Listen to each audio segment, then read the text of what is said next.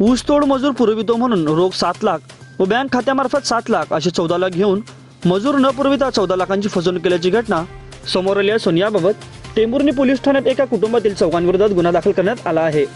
दीपक आप्पासाहेब गायकवाड वय वर्ष 40 राहणार गायकवाड वस्ती माळेगाव तालुका माडा यांनी टेंभुर्णी पोलिसात दिलेल्या फिर्यादीनुसार राक्षसवाडी तालुका अहमदनगर येथील सचिन दिनकर खरात वय वर्ष 40, नितीन दिनकर खरात वय वर्ष 42, दीपक दिनकर खरात वय वर्ष 45, अंबादास खरात वय वर्ष 43 यांच्या विरोधात गुन्हा दाखल करण्यात आला आहे। सध्या साखर कारखाने सुरू आहेत। टेंभुर्णी येथील साखर कारखान्यातून सचिन, नितीन, दीपक, अंबादास, दिनकर या चौघांनी ऊसतोड मजूर पुरवण्याच्या बदल्यात रोख 7 लाख व बँकेमार्फत 7 लाख असे 14 लाख रुपये घेऊन ऊसतोड मजूर न पुरविता 14 लाखांची फसवणूक केली। ऊसतोड मजूर पाठवून देण्याबाबत फोन केला असता आम्ही तुमच्या विरोधात सावकारीचा गुन्हा दाखल करतो अशी धमकी देऊन संशयितांना शिवीगाळ करून जीवे ठार मारण्याची धमकी देखील दिल्याचे दीपक गायकवाड यांनी फिर्यादीत म्हटले आहे।